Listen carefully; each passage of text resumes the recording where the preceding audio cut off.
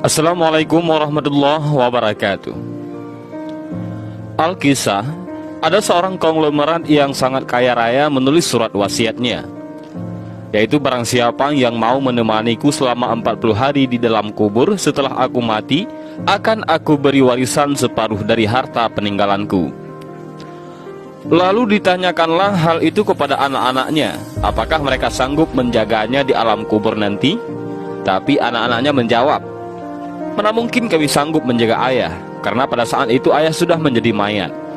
Keesokan harinya dipanggillah semua adik-adiknya, dan beliau kembali bertanya, adik-adikku, sanggupkah di antara kalian yang menemaniku di dalam kubur selama 40 hari setelah aku mati nanti? Aku akan memberi setengah dari hartaku. Adik-adiknya pun menjawab, apakah engkau sudah gila? Mana mungkin ada orang yang sanggup bersama mayat selama itu dalam tanah? Lalu dengan sedih konglomerat tadi memanggil ajudannya untuk mengumumkan penawaran istimewanya itu kepada para penduduk. Akhirnya sampai jugalah pada hari di mana konglomerat tersebut kembali ke rahmatullah. Kuburnya dihias megah laksana sebuah peristirahatan termewah dengan semua perlengkapannya. Pada waktu yang hampir bersamaan, seorang tukang kayu yang sangat miskin mendengar pengumuman wasiat tersebut. Lalu tukang kayu tersebut dengan tergesa-gesa segera datang ke rumah konglomerat tersebut untuk memberitahukan kepada ahli waris akan kesanggupannya. Keesokan harinya dikebumikanlah jenazah sang konglomerat. Si tukang kayu pun itu turut ke dalam liang lahat sambil membawa kapaknya. Yang paling berharga dimiliki si tukang kayu hanyalah kapak untuk bekerja mencari nafkahnya. Setelah 7 langkah para pengantar jenazah meninggalkan area pemakaman, datanglah malaikat mungkar dan nangkir ke dalam kubur tersebut. Si tukang kayu menyadari siapa yang datang. Ia segera agak menjauh dari mayat konglomerat. Di benaknya, sudah tiba saatnya lah si konglomerat akan diinterogasi oleh malaikat mungkar dan nangkir.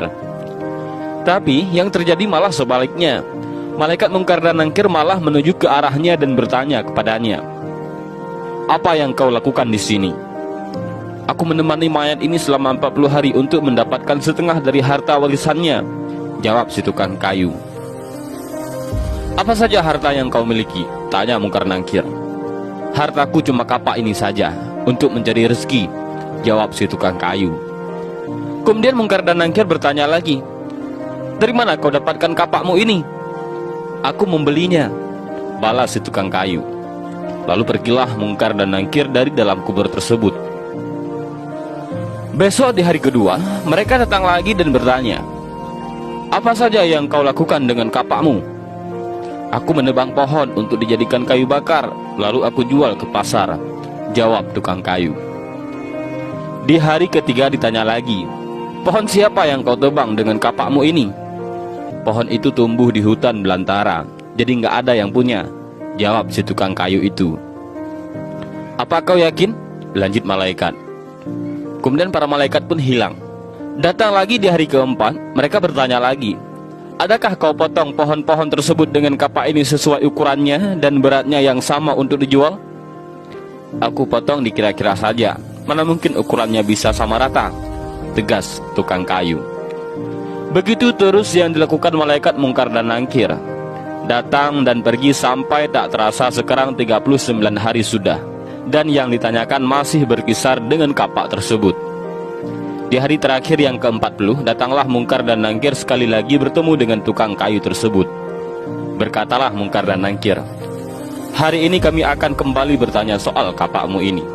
Belum sempat mungkar dan nangkir melanjutkan pertanyaannya, si tukang kayu tersebut segera melarikan diri ke atas dan membuka pintu kubur tersebut. Ternyata di luar sudah banyak orang yang menantikan kehadirannya untuk keluar dari kubur tersebut. Si tukang kayu dengan tergesa-gesa keluar dan lari meninggalkan mereka sambil berteriak, kalian ambil saja semua bagian harta warisan ini, karena aku sudah tidak menginginkannya lagi. Sesampai di rumah, si tukang kayu berkata kepada istrinya, aku sudah tidak menginginkan separuh harta warisan dari mayat itu.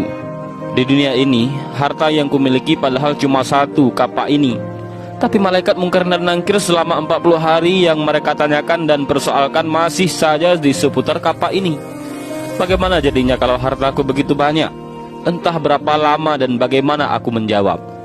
Dari Ibnu Mas'ud radhiyallahu an dari Nabi Muhammad sallallahu alaihi wasallam bahwa beliau bersabda, tidak akan bergerak tapak kaki anak Adam pada hari kiamat hingga ia ditanya tentang 5 perkara, yaitu umurnya untuk apa dihabiskannya, masa mudanya kemana dipergunakannya, hartanya dari mana ia memperolehnya dan kemana dibelanjakannya, ilmunya sejauh mana diamalkan. Hadis riwayat Tirmizi. Dan inilah sedikit kisah tentang seseorang kaya yang meninggal dunia dan ia ingin ada orang yang menemaninya selama 40 hari di dalam kubur dengan imbalan separuh hartanya.